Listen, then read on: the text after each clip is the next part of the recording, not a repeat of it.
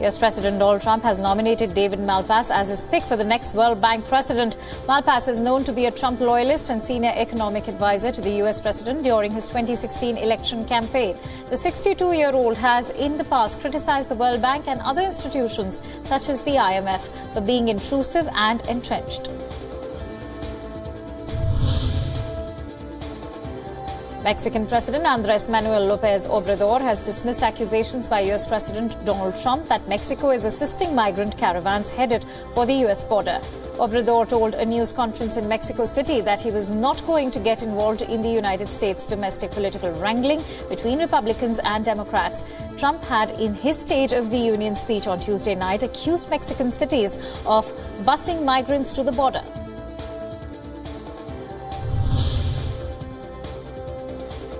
A fresh wave of Central American migrants have amassed at the US-Mexico border. At least 1,700 migrants traveling by caravan reached the US-Mexican border a little after Trump delivered his State of the Union address, where he pushed for a southern border wall, and the migrants, mostly from Honduras, were assisted by local Mexican authorities and provided essential supplies.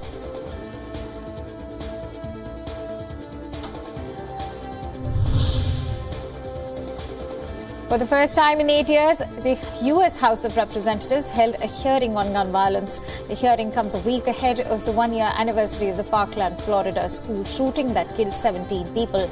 The Democratic-led House Judiciary Committee focused on a bipartisan bill called the Bipartisan Background Checks Act, which would require background checks for all firearm sales and most firearm transfers.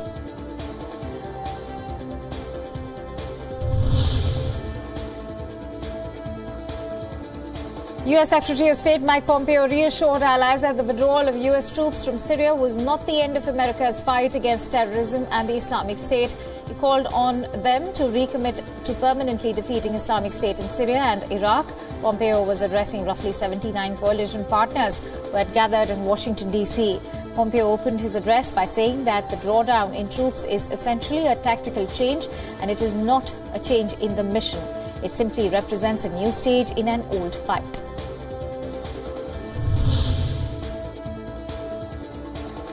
The intra-Afghan talks in Moscow entered an unprecedented second day. In a rare public appearance, several Taliban officials were seen spelling out their plans for Afghanistan amidst the presence of senior Afghan politicians such as former President Hamid Karzai. Furthermore, in an interaction with reporters, Taliban spokesman Mohammad Abbas Stansky said that so far no fixed timeline has been decided upon when it comes to U.S. troops withdrawal from Afghanistan.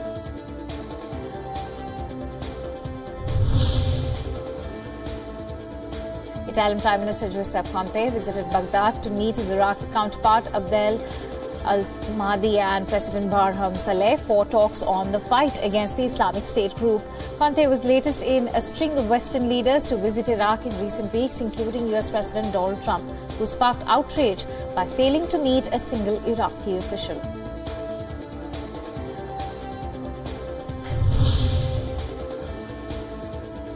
Colombia's foreign minister has appealed to Venezuela's President Nicolas Maduro to allow humanitarian aid to enter into the country.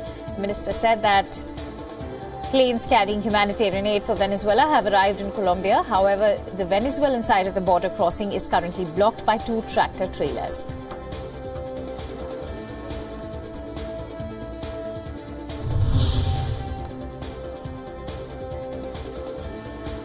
The head of the International Red Cross has said that the organization has doubled its funding to Venezuela in recent weeks. Peter Maurer told reporters in Geneva that provisions to the country had increased from 9 to 18 million US dollars, and it was likely that more would be needed.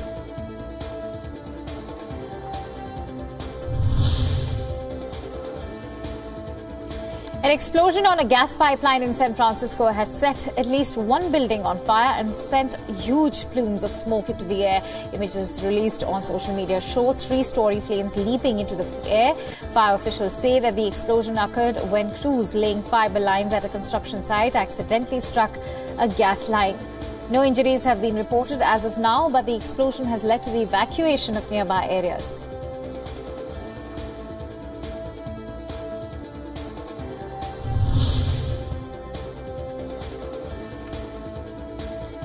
European Commission President Jean-Claude Juncker reaffirmed that the EU was not reopening Brexit negotiations with the United Kingdom. He saying that the EU stood by Ireland and that the Irish backstop is an integral part of the draft withdrawal agreement. In a joint news conference with visiting Irish Prime Minister Leo Varadkar, Juncker said the backstop is not a bilateral question between the Republic of Ireland and the United Kingdom, but it's a European issue.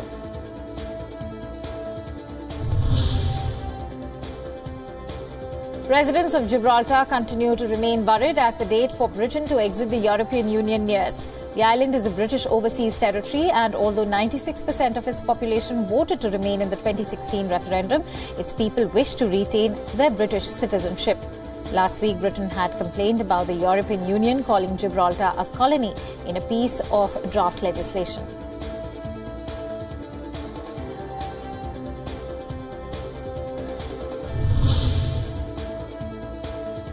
A series of underground explosions in midtown Atlanta in the United States blew off manhole covers and sent smoke rising into the air. Footage shared on social media by midtown residents show a plume of smoke rising high into the air right outside a hospital. No injuries have been reported so far.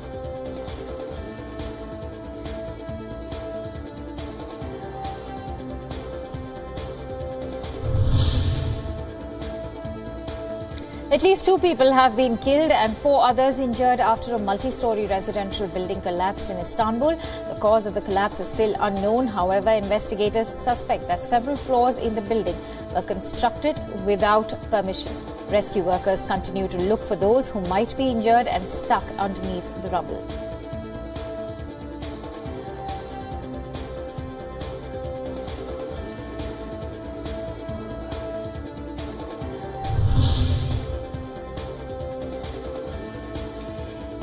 In Poland, a new progressive party run by an openly gay politician has vaulted into 3rd place in a public opinion poll. The opinion poll's results could complicate matters for the country's ruling Conservative Party that is looking to win parliamentary elections next year.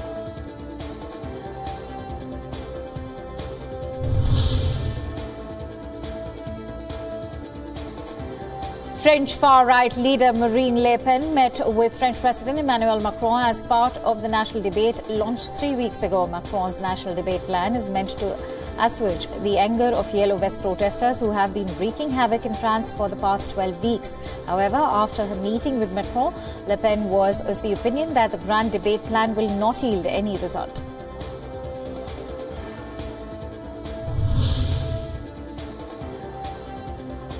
France and Germany have both signed a joint contract of 65 million euros to develop a next-generation combat jet. The contract will be financed equally by both countries over 2 years. French army sources said that the Dassault Aviation and Airbus will build the jet that is expected to replace Dassault's Rafale and Germany's Eurofighters by 2040. Work on the concept and architecture of the program is expected to begin soon.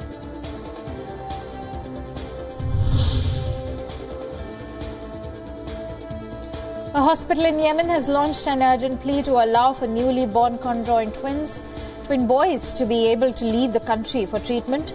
Doctors treating 2-week-old Abd al-Khalek and Abd al-Rahim said Yemen's war-ravaged health system cannot keep them alive. The twins are currently unable to leave Yemen because the war has led to the closure of the country's airport. The doctors are appealing to the United Nations and international humanitarian organizations to arrange for the boys' transfer abroad.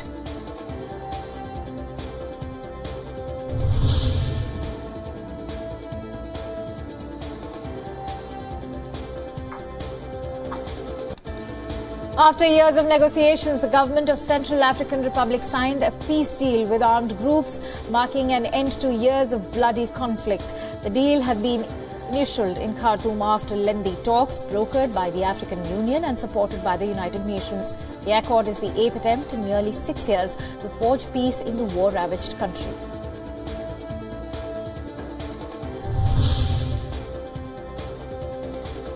And thousands of teachers in Tunisia took to the streets of the country's capital to demand an increase in wages. Thousands of demonstrators demanded better bonuses, improved working conditions, and demanded the resignation of the country's education minister. The protest is the latest in the month-long standoff between teachers and the government that has led to several strikes in schools across Tunisia.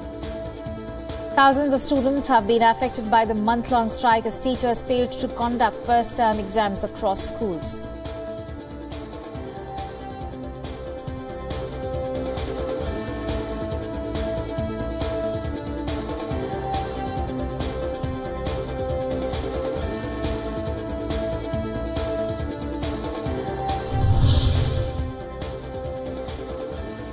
Indian politician and BJP President Amit Shah said that the upcoming 2019 elections will be all about Modi versus the rest. Speaking at a rally in Uttar Pradesh, Shah also added that the BJP has rid up of goons and tackled the state's land mafia problem.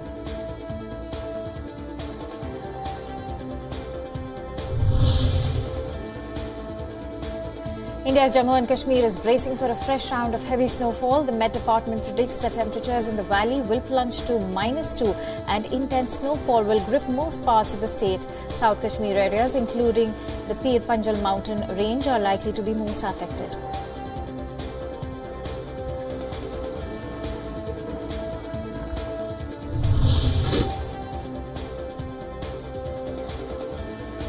Lawmakers in Russia's second-largest city of St. Petersburg have called for a state of emergency after heavier-than-usual snowfall caused dangerous conditions. Heavy snowfall led to one man dying after he was hit by a block of falling ice.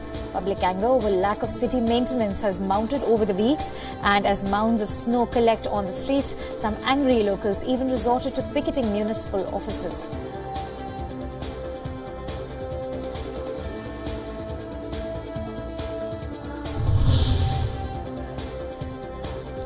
Beijing witnessed its first seasonal snowfall amid celebrations marking the Spring Festival or Chinese Lunar New Year. Local residents flocked to parks and city squares to witness streets covered in sheets of white.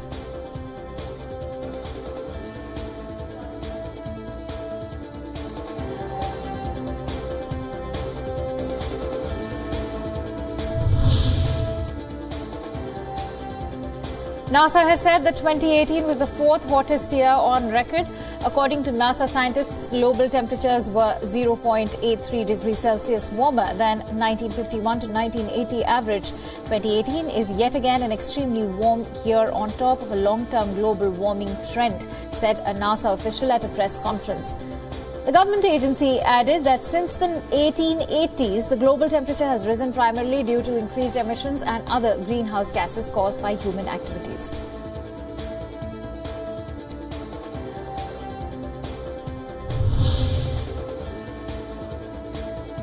In New Delhi, a group of 7 artists have come together to create replicas of a set of monuments known as the 7 Wonders of the World using scrap metal. The Indian Capital's Municipal Corporation converted a landfill site into a park to house the replicas. The initiative is part of the Indian government's Clean India project aimed at spreading awareness about discarded materials in the city.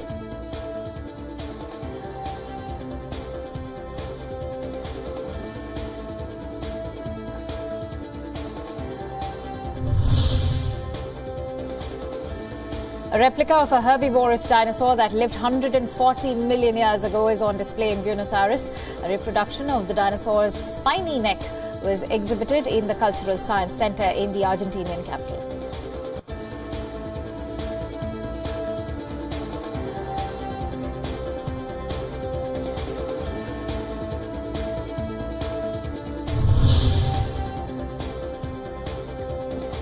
The world's biggest classic car show has begun in Paris. The world-renowned show is now on its 44th edition. The Retromobile Vintage Car Expo features 600 cars and is spread across a 72,000 square meter space. The Car Expo also features 2 auctions that will highlight retro cars and motorcycles. Proceeds from one of the 2 auctions are scheduled to go to the UNICEF.